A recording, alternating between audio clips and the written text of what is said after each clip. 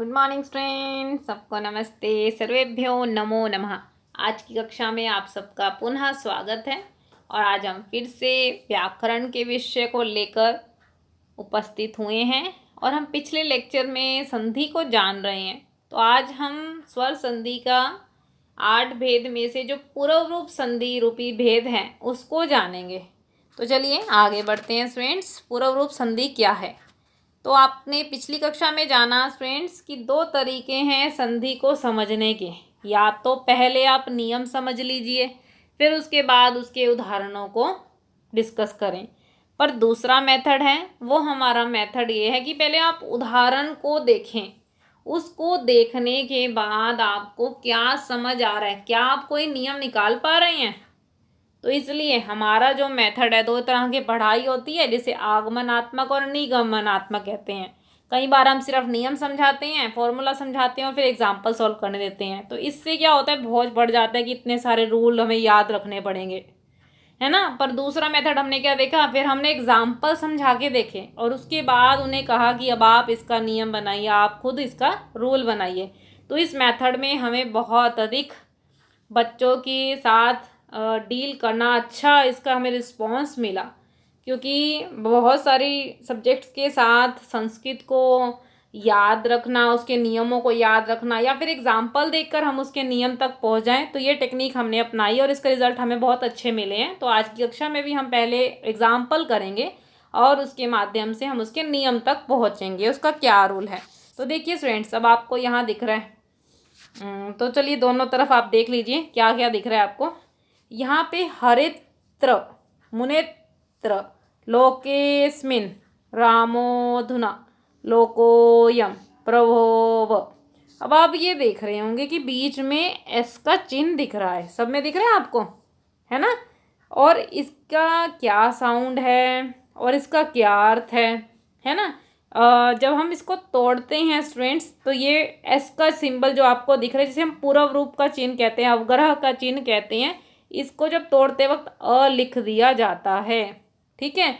और जब हमें इसका उच्चारण करना होता है, ये एस का साइन के साथ समेत हमें उच्चारण करना है, तो इसको थोड़ा दूर तक बोलते हैं ताकि किसी को समझ आ जाए कि यहाँ पर अवग्रह का चिन्ह का प्रयोग है, ठीक है। जैसे बोलेंगे हरेत्र, थोड़ा दूर ले जाके, मुनेत्र, लोकेस्मिन, ठीक है। तो चलिए अब आपको क्या एग्जाम्पल, अब क्या समझ आ रहा है इसमें से, किसी शब्द के अंत में ए या हो। अब आप देखिए यहाँ पर जो एग्जाम्पल थे आपके क्या थे, ए वाले हैं, और यहाँ वाले की क्या एग्जाम्पल है, ओ वाले। उसके पश्चात जब अ आ जाए तो आपने उसको एस बना देना है, और अगर ऐसा आ जाए तो आपको क्या करना है, उसको अ बना देना है। तो जैसे आप देख सकते हैं यहाँ पे इसका आंसर क्या बनेगा, हरे प्लस अत्र, हरे प्लस अत्र। ये तो बहुत आसान हुआ, कुछ भी नहीं किया आपने, अवग्रह का चिन्ह को अ बनाया है और वैसे का वैसा उतार दिया।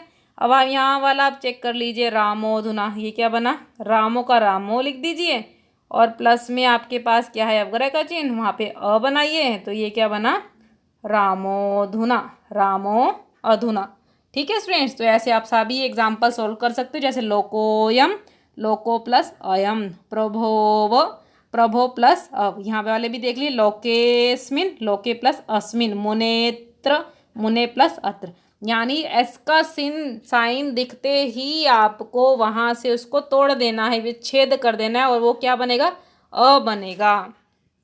तो चलिए नेक्स्ट हम अब इसको थोड़ा सॉल्व करते हैं, क्योंकि पेपर में 2 दृष्टि से आपको आएंगे, जोड़ना और तोड़ने का कार्य आएगा। अब वो दोनों मेथड हमें पता होना चाहिए, ठीक है। चलिए एग्जाम्पल देखो, हरे प्लस अत्र दे रखा है, यहाँ प्लस से पहले एक ही मात्रा है, उसके बाद अ है। पर यहाँ जो आपने नियम देखा ना कि किसी शब्द के अंत में ए या हो, ए या ओ वाला जो भी आएगा वो सार्थक होना चाहिए, जिसका कोई मीनिंग निकल रहा हो, और उसके पश्चात जब आपको अ आएगा तो अ को आपने एस बनाना है, ठीक है। तो ये आपने नियम पढ़ा।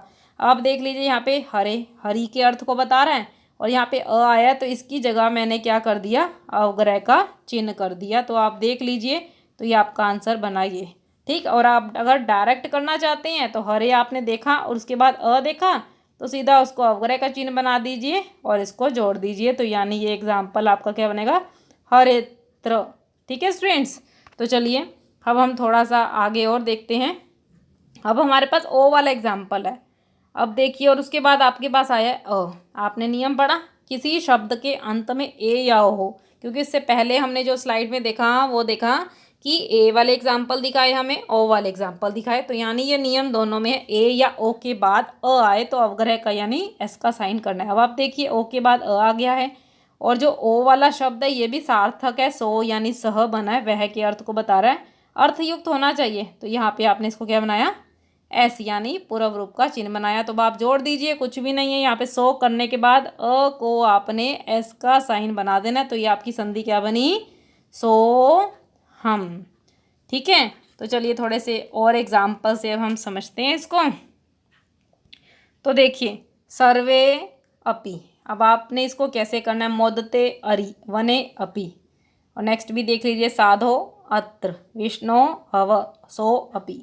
अब एक ही मात्रा के बाद अ दिखा है तो अ के स्थान पे अवग्रह का चिन्ह कर दीजिए। अब सारे जो हैं एक के पश्चात अ दिख रहे हैं, तो यहाँ पर आपके पास अवग्रह का चिन्ह बनेगा, यहाँ पे भी आप देखिए। ठीक है, साधो, ये आपके पास ऐसे बनाओगे आप, साधो अ के स्थान पे अवग्रह का चिन्ह है, तो ये बन गया त्र, साधोत्र विष्णोव सोपि। ठीक है स्टूडेंट्स, तो ऐसे आपका नियम भी बन गया और एग्जाम्पल भी आपके सॉल्व हो गए। तो अब आपके पास क्या नियम निकल गया, किसी शब्द के अंत में या ओ हो, वहाँ पे अ है उसके बाद, तो आपने उसके स्थान पर पूर्व रूप का चिन्ह कर देना है। तो चलिए नेक्स्ट हम थोड़ा सा और देखते हैं। पूर्व रूप संधि हमारे पाणिनि मुनि जो व्याकरणाचार्य हैं, उन्होंने इसके लिए क्या सूत्र दिया, एंग पदांतादति। ठीक है, अब आप देख रहे हो किसी शब्द के अंत में या हो बाद में अस्वर हो, तो उसे पूर्व रूप यानी एस का सिंबल कर दिया जाता है। तो अब आपने दो नियम करें, इन दोनों नियम को एक एक बार और समझ लेते हैं।